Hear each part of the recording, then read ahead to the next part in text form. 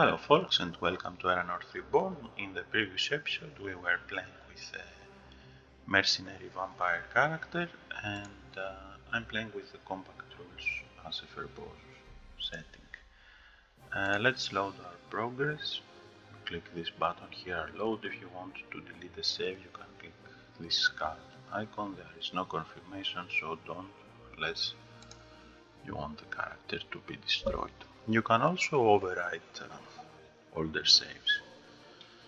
So let's have a look how this character looked like. We had the athletic perk and these were our stats. I have equipped a mercenary breastplate which currently is at the max level 2, giving me +4 physical and +3 defense each turn. I also have some items here that I'm not currently using. Okay, we have 6 mastery in vampire and mercenary, as we have defeated 2 bosses so far, and we are at boss stage 3 out of 6. So let's see what we have here. A bunch of undead. Let's put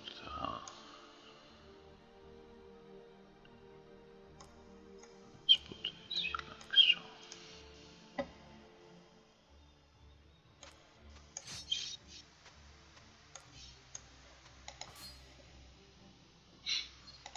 The quick slashes. Feed won't help us. Let's discard it. Vulnerable might hurt us, but I don't want to play it.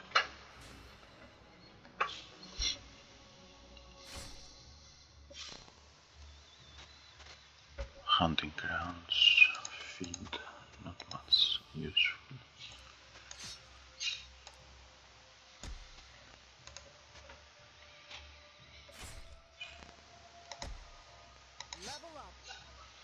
We got a level. Let's go and see what perks we have here, and you can filter them by race. See what you can increase on a race level. Height and reflexes, it's good. If you play with astral cards, human strength could boost our damage quite a lot. Height and intellect will increase our hand size to 6. Supernatural resilience, lightning reflexes will also increase our hand size, but needs height and reflexes first. Claw retraction, sense softness. Okay, this is a pretty good option because it will increase our action points, so we'll be more comfortable. We also got an AP per turn increase. I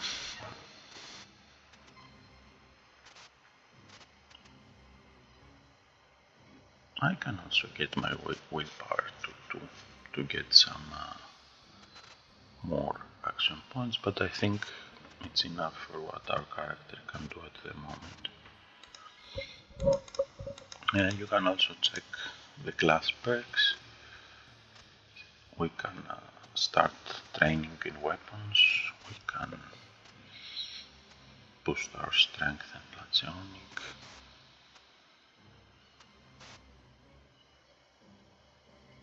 Or get tenacious. So I'll put my point here. Okay.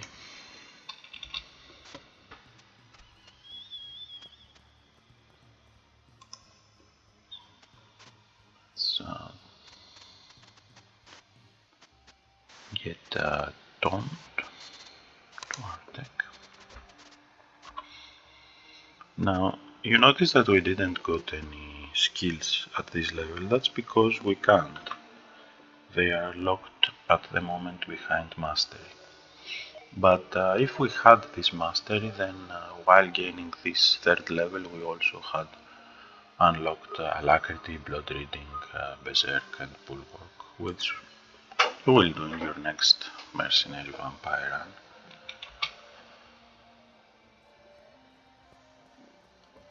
Okay, let's start with Synergy Drain.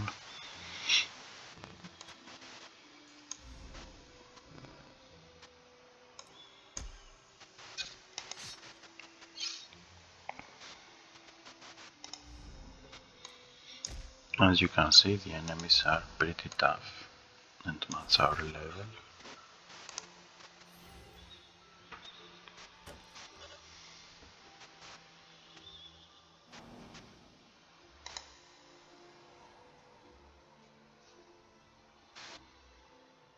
Let's get the Ghost of Pride, will affect them all. And play it like so. He got 8 damage, 6, 4.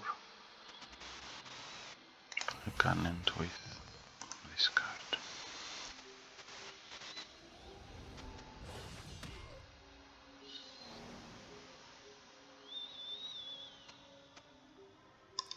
Move them like so.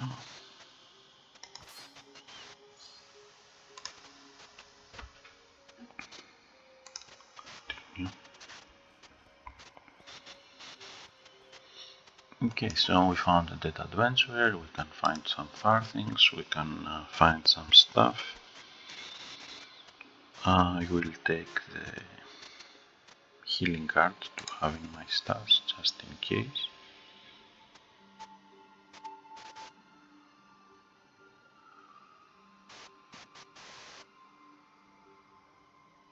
And the Teeth Medallion. Even if you don't want any, you can just sell them.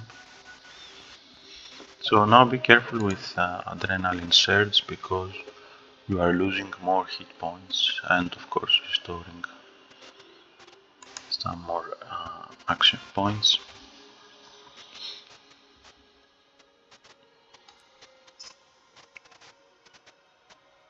Let's use this here. We can also drain from the newborn vampire, not quite dead yet.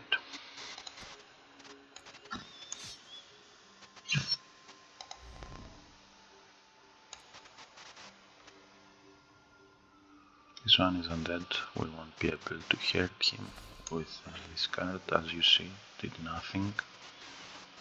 Feet can target him.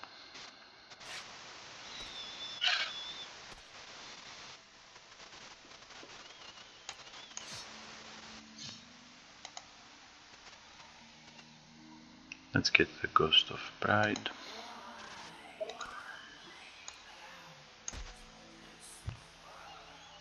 He also got the damage from the Feast and the damage of 11 from Pride.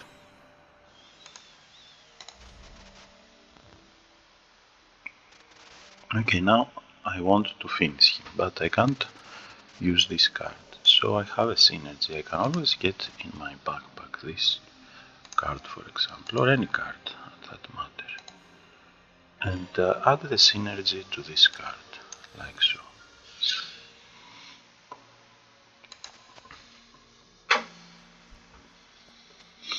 Open the chest. So we're starting getting some cooler stuff. Crystal Hammer. While it lasts, can be pretty good. Amplify Bludgeoning, 6 to 11 Bludgeoning, and Unravel into Ether. Okay, we don't use Ether. It's a custom resource for some classes to make cards cheaper. But it also has freeze, will freeze an enemy, make them immobilized, can't act, and also deal damage to them equal to the freeze counters. The damage is hit points loss, so I won't be taking the resistances or shields into account, for example. And bandage is a great way to heal and also lose your bleeding. We can't use Filter of Death, it needs Alchemy +4, and the gambit here means that it has some random bonus effects that you can click to read. For example, it will either play this bonus effect or this bonus effect. And the way it will play it, it will be smart casted. It will go either to the first enemy or to the one you have set with the dagger button as the optimal target. Okay, let's get bandits, since we don't have any alchemy.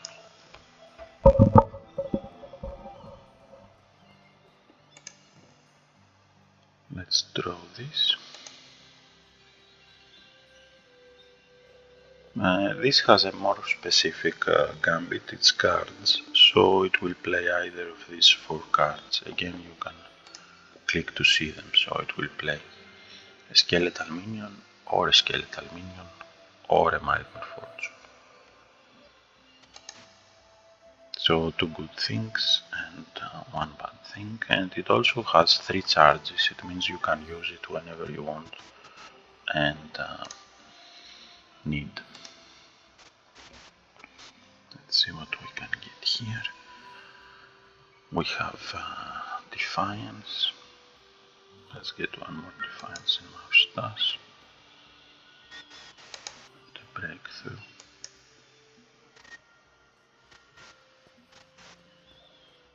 Let's use this before we forget it. Okay, so in town you can sell the equipment you don't need or intend to use.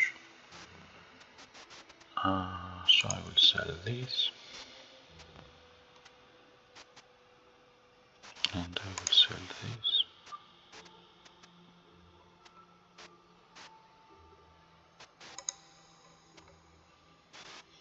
It's nice to keep some options open even if you don't intend to use them. Commodities are cards that you can trade when you are playing in the sandbox mode and move from town to town and play sort of the merchant, buying and selling stuff for profit. It's also a good way to overcome your farthings capacity in sandbox modes, where farthings are aplenty but you can only carry as much. So investing in commodities will let you have some wealth in form of trade goods and also have your farthings. I don't want anything. There are also some commodities that you can use and do something interesting in most cases. Loiter will spend 4 hours and 5 action points, which is useful if the closest store, to open it by spending action points and waiting till the morning. Or renting an in-room will heal some hit points and action points and also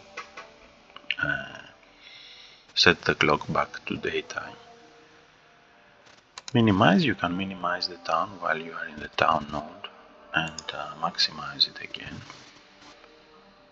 And we also can buy provisions for our travel, that's rations, which are used for rest or something like that. Accidentally I clicked on the in-room, so as you can see you restore 25 hit points and action points and spend 70 points farthing, and we are back at sunrise. Okay, I wanted provisions though. Here you can buy equipment, actions and consumable trinkets. Clicking the button again will refresh the merchandise but will advance the time in some modes. Most modes have this. So the more you search in the town, the more the clock advances and eventually the stores will close. So let's do that and switch the clock to night to see what will happen. Okay, so it's 4, we are keep searching, going to another stall, trying to another merchant, and stores are closed for the night, so you can rest in the inn or loiter to advance the world clock. Anyway, I didn't want to buy anything here, so let's continue. We don't have much options yet anyway, because most of our cards are locked. If you go to Player's Handbook, you can view the full Mercenary set, and we have unlocked up to this point, so tier 2 cards are unavailable for us, as are the tier 3 cards, tier 4 cards, tier 5 cards. So we will unlock more when mastery in our mercenary class reaches 15, 13, 16, 90 and 120. Probably after we defeat one more boss, I guess.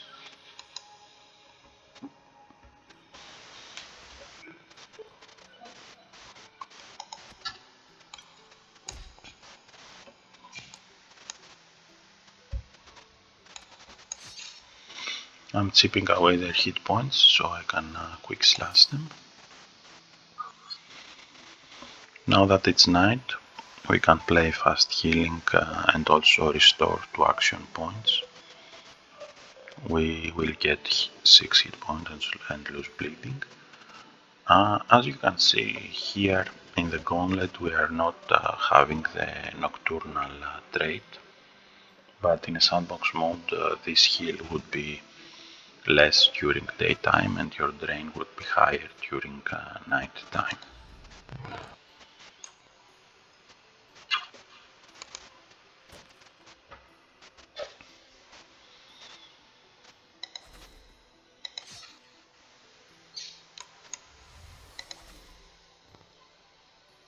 Okay, he would die from the bleeding anyway.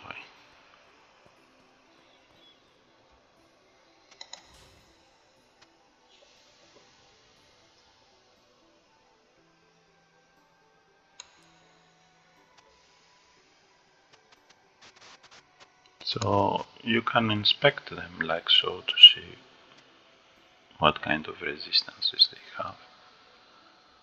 They all have slashing.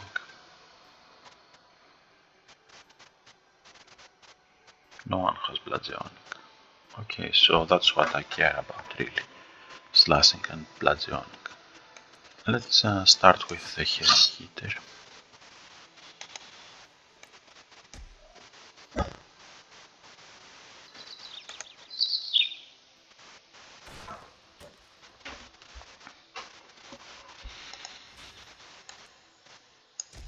Move to the next heavy hitter.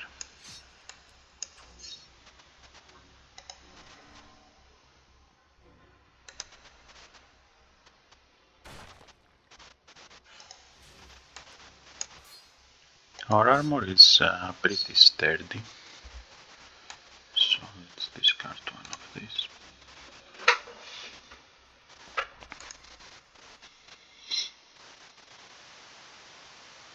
Quick shot. If the enemies are flanking you, you lose 2 action points. But otherwise you can deal 3 to 6 piercing damage to 2 enemies. That's pretty good. Let's grab it.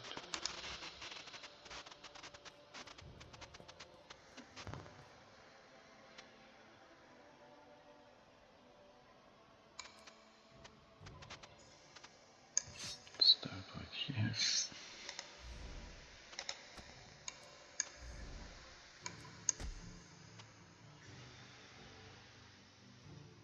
That's all we can do. So let's play. Nothing.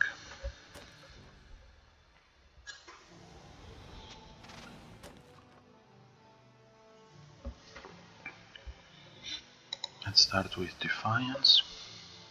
Will give us Vulnerable, but also boost our slashing damage. So let's use it here. and end with pummel.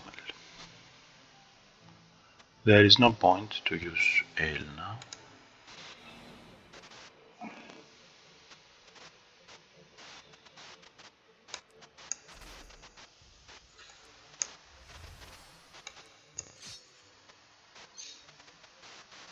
At this point, let's finish him off.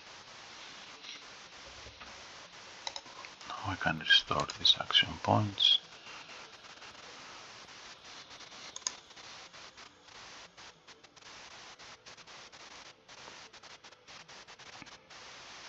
Elixir of Finesse, it's pretty nice, as you can draw it from your stacks. And we can also grab something to sell.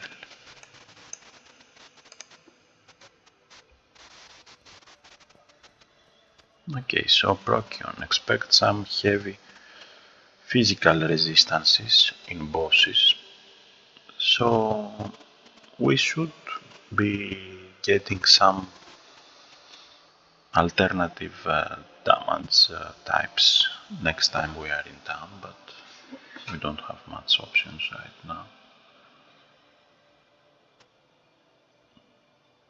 And there is these guys with 0 at slashing and 0 at bludgeoning, so that's all we care. Now if I was a witch, or if he was an undead, I would be keeping this around stand so I can drain them, but we can't drain him.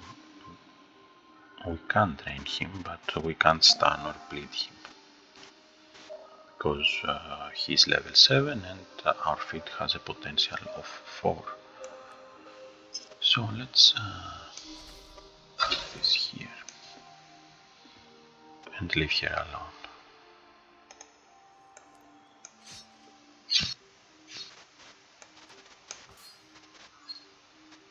Nothing, not even a dent.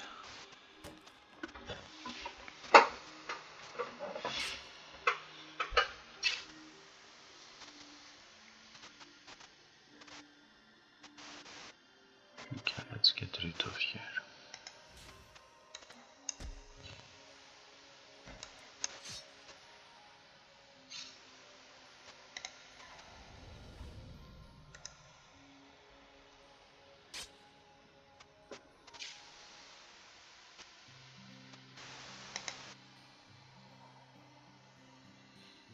Let's call the Ghost of Envy.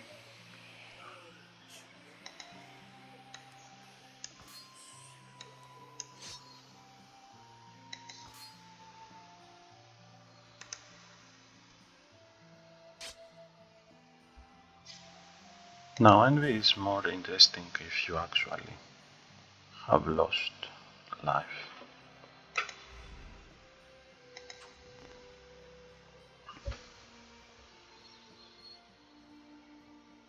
But we haven't, so...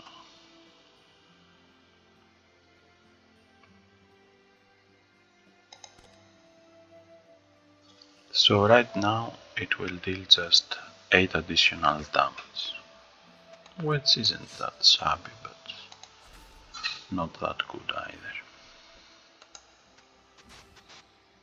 So he shields for 21, we get an undead friend. Let's play block.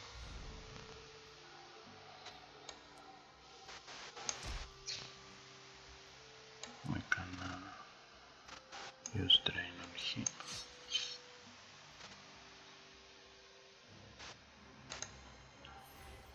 As you can see, we resist slashing 7, and I think he's slashing type of enemy, berserker slashing.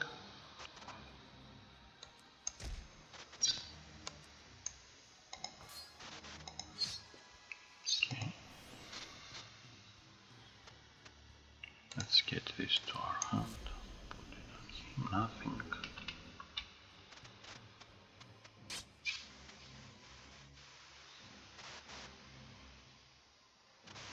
So we can use quick shot, but he has good piercing as well, so nothing. Okay, this one also won't do anything unless we hit a double. Right now he has shield.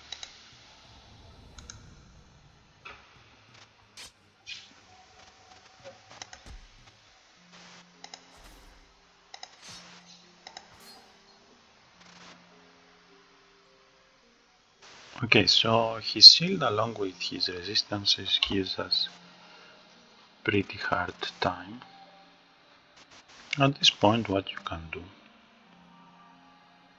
is empty and adjust your deck, but what I will do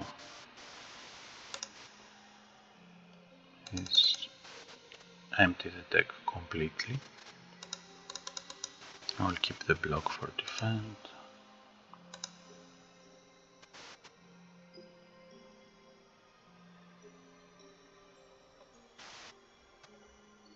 I will add the breakthrough. Don't, and generally I'm looking for things that give synergy damage.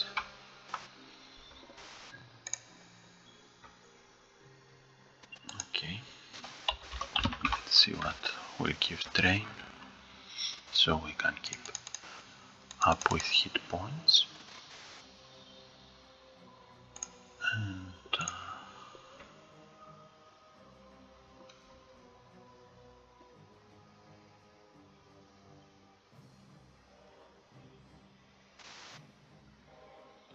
maybe evasive maneuver.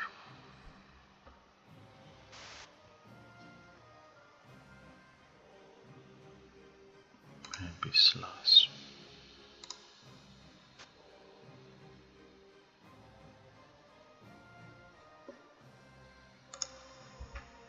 Okay, so now I have 0 cards in my deck. I will start drawing from the new deck, but if otherwise I had cards here, then all the cards I added go to the discard pile.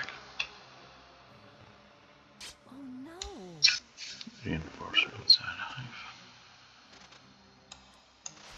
Let's make him our thrall and keep feeding on him.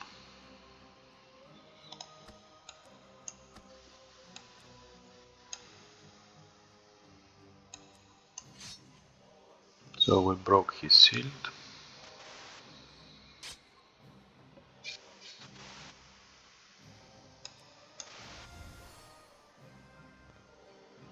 He will be stunned and bleeding for 3 rounds.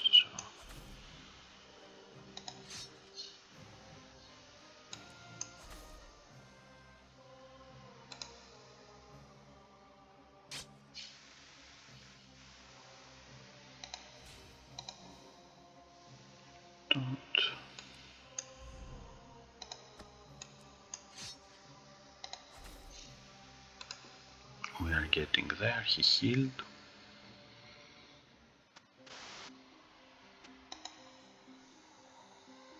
Ghost of Pride could affect him.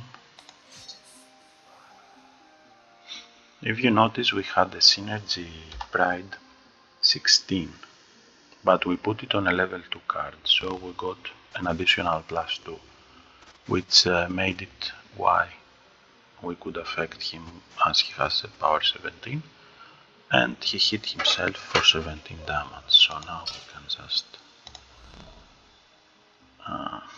he can't heal, he can't shield, he's at our mercy. Oh no! So let's attack with another Pride. Okay, so that it's done. Congratulations, we are on the next boss stage, number 4. Now I do want to adjust my deck a bit. In particular, I do want my quick slashes in, and I do want the quick shot and the pummel.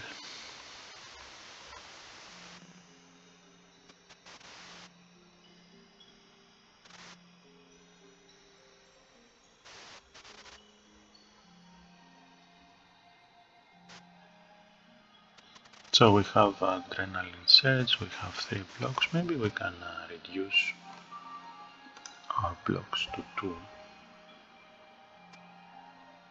I will keep the adrenaline surge till we find a better draw card that doesn't hurt so much.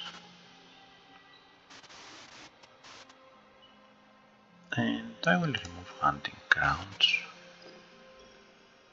Will also reduce the feed, as I notice that I tend to keep several in my hand.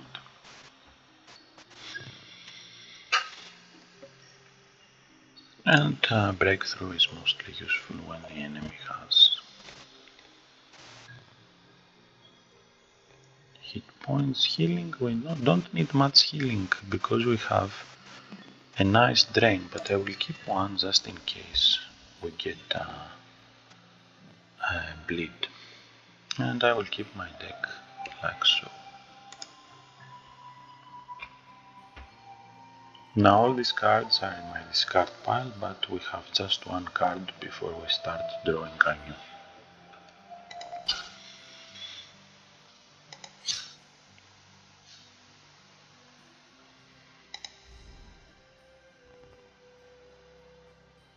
I can play charge and then add the damage here, or in the evasive maneuver. And end my turn.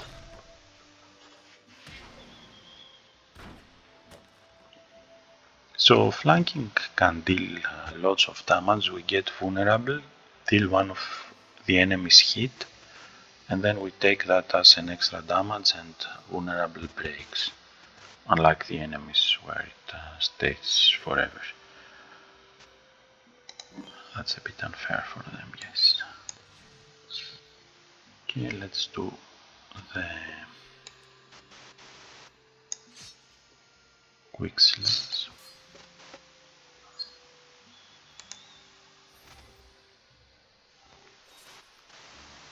Counterattack. Counterattack means that attacking them with a non-ranged card, they will attack back. So if I attack her, she will hit back, as if she was attacking in her turn. So let's wait for her a bit and just deal with this one.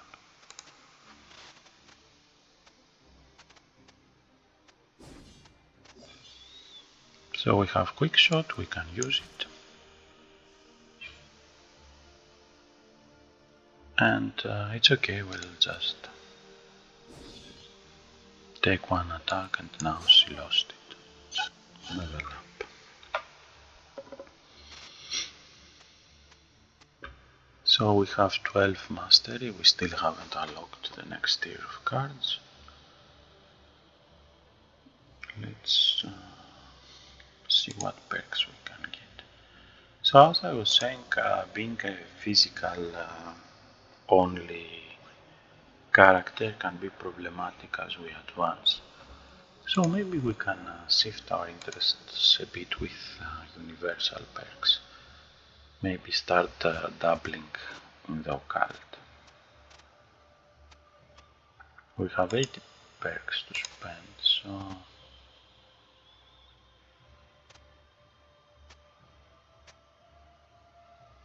no, we'll need at least 100 perk points to be able to see an effect in our occult studies. But there is also herbalism, which will give us some additional options.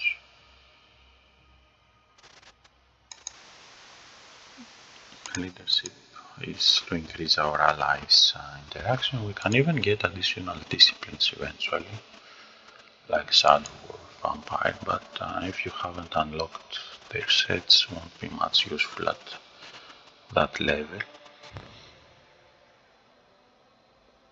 Anyway, let's start investing in occult and see where does that lead us.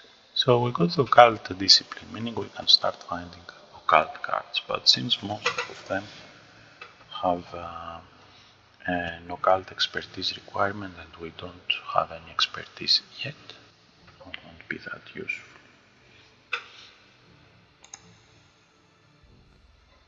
We have our crystal hammer and the bone ring. I will equip the bone ring. It's free, it's activable, so I will just draw this card after my hand size cards have been drawn, so there isn't any reason not to.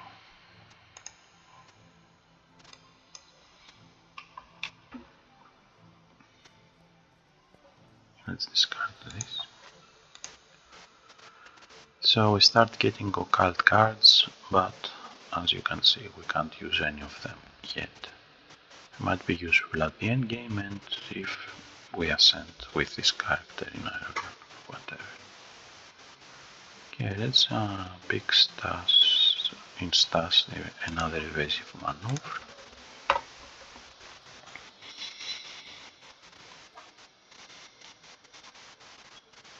So let's attempt to bring in an ally. We got the gambit correctly.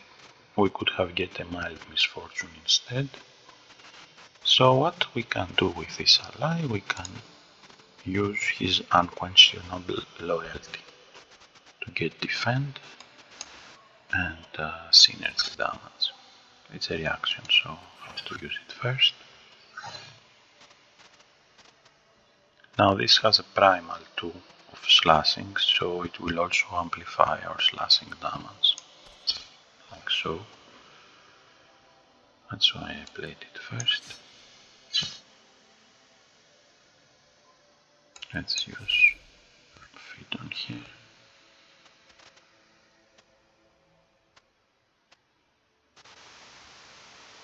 This is immune to stun.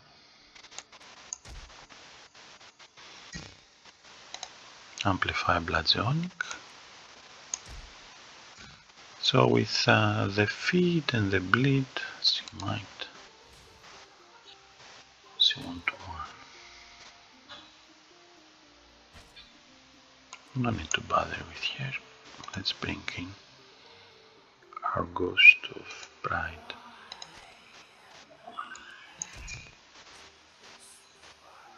And quick slash. Attack.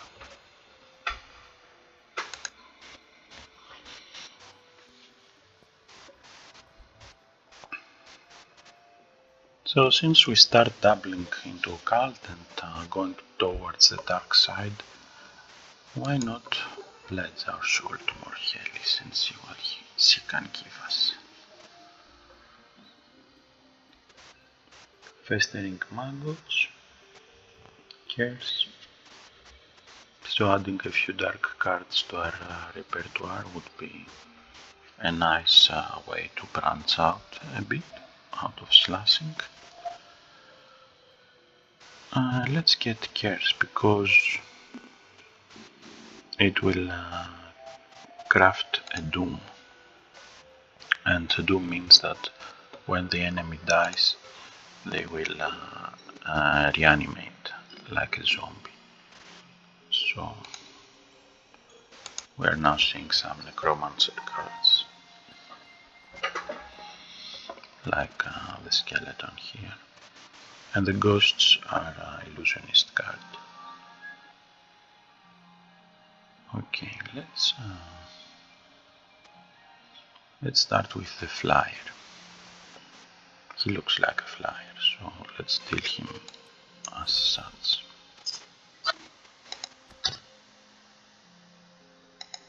You can trigger synergies with your right click ability, unless it says that it doesn't.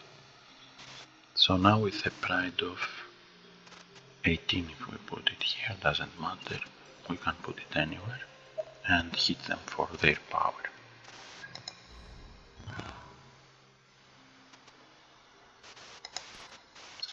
Let's get loyalty.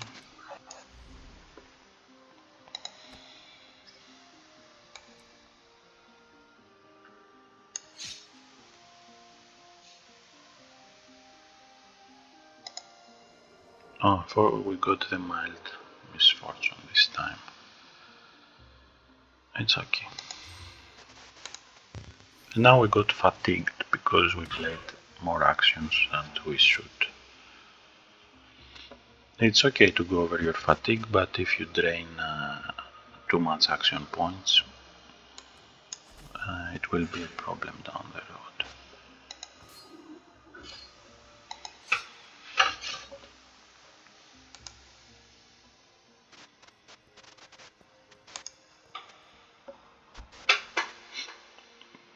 Ally against protected. Protected is a trait that unique allies have, so when you pass your summon limit they do not get auto-sacrificed. You can give it to another ally and also increase their duration.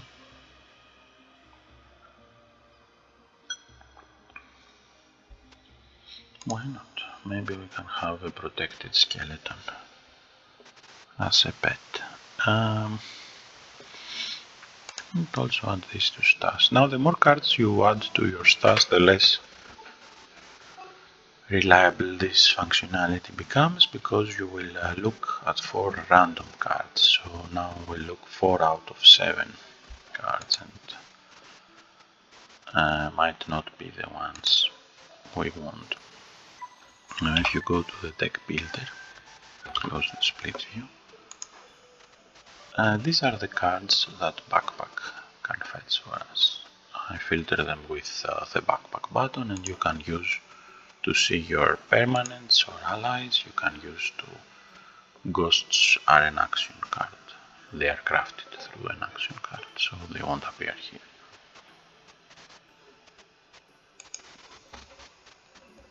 Let's continue. So you come across an old temple, and if you enter here, you will find some extra tough enemies and add 8 to 16 new nodes to the current stage, which will also give you increased mastery and increased level for when you meet the boss. And that would be a tough call to do in Iron Man, but will probably benefit you at the final boss. For now, since we are already at 42 minutes, let's just move on.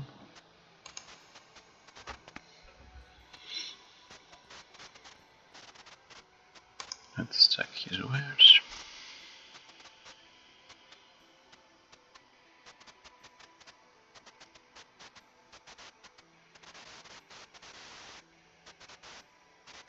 Now I will keep my farthings for next time we get to a town. So let's see. They will get more slashing damage. The rest will get more.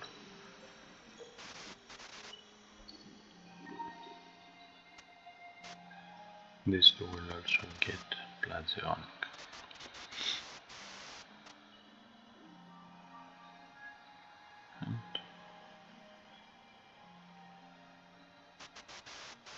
Okay, so let's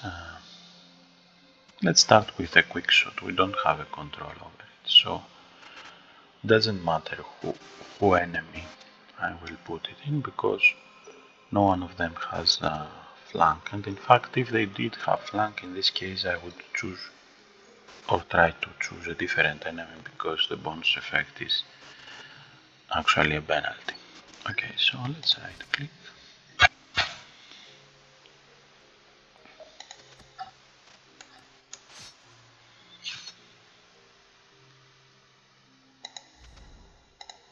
One more and we can use it. Actually I will use it on here, despite here. No, it's a 0 Plagionic anyway.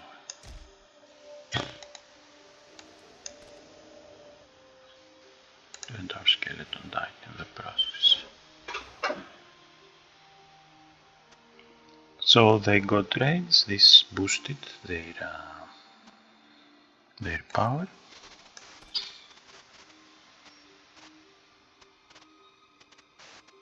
Drain Soul is going to give us 1 hit point and 2 empower if the target dies. No target will die. I can make it so that they will. So now that we got empowered,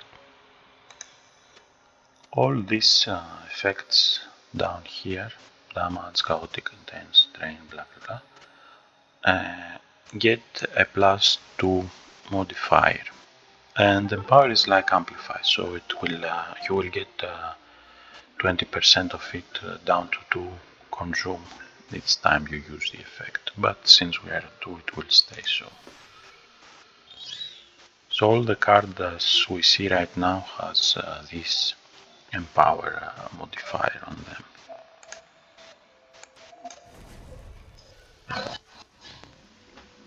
Let's also use Doom. This will make an excellent zombie.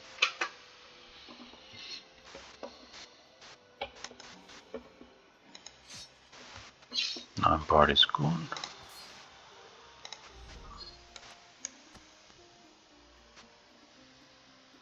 And we can get a card from the backpack, one that we don't care about, to add this drain 3.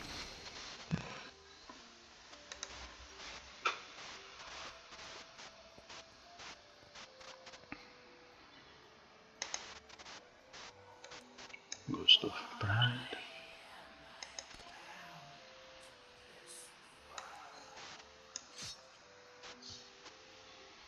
So as you can see, Pride can be very powerful. It was one of the most useless effects before the balance update.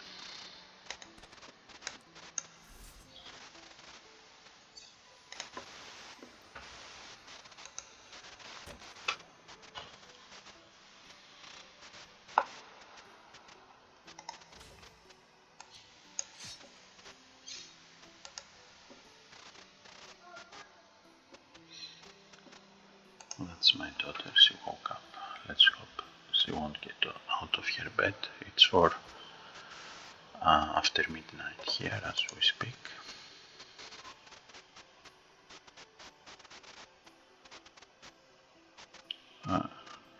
Let's get quick shot and get it to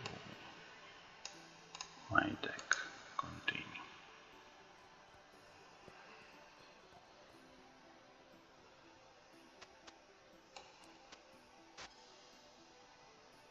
Let's go for the Anaconda.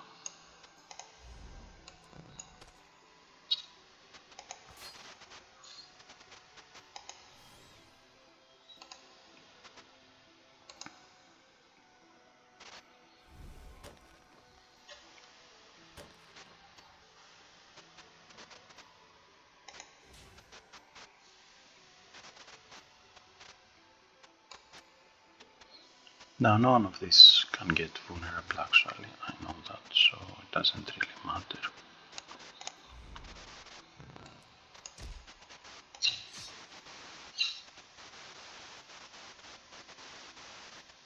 This one will heal.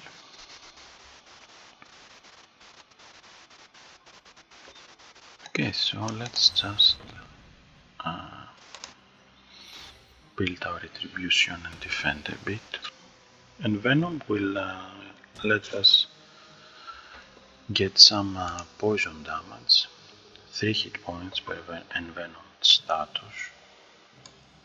Goes for both enemies and players the same. Defend won't indicate it, you need a hex word for that.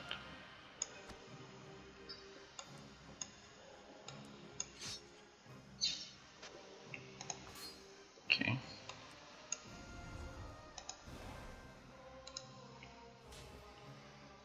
We lost 3 hit points from Venom. Let's open the log so you can see what's going on here. And Doom gave us a nice zombie.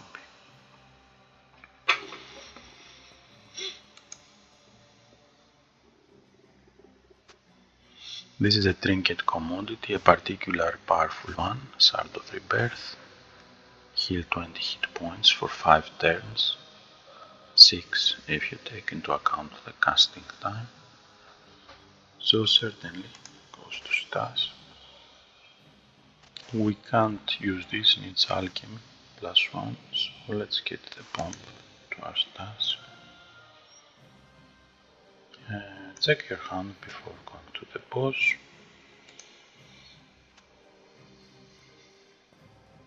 Okay, Lyria. Level 9. She will get more piercing damage, but -2 in the physical aspect. -2 slashing, minus in all physical. Okay. So we can't affect Lyria with stun, but we can affect these guys. We have a potential of 6 now. So let's make him our Drain Thrall.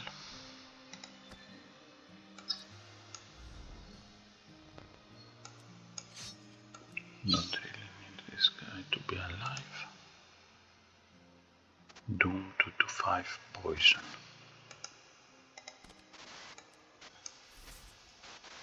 And quick slash.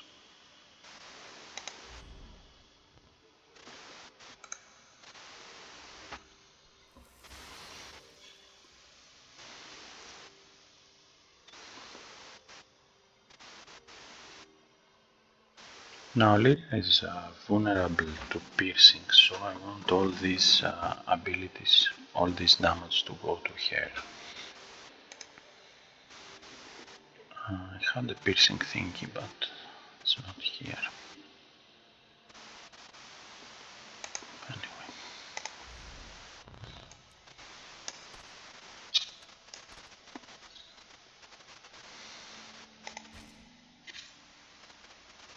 So she got 16.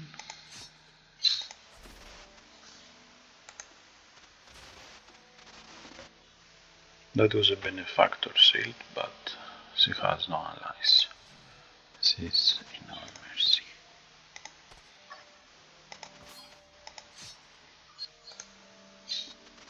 Died from feed. And we are on the next stage. I will save here. Escape. Save. And I will leave you for this time, and I will be seeing you in the next video, where we will be going through the 5th and hopefully finish this normal run. So as you can see, we are at 20 mastery, and we now have unlocked Alacrity, Blood Reading, Lacerate, Berserk, Bulwark, Shield Bash, Shield Breaker and Sunder Armor. And we can use these cards in our deck from every run after this, when we reach level 3 and onwards. That's all folks, I will be seeing you next time. I hope you enjoyed this video.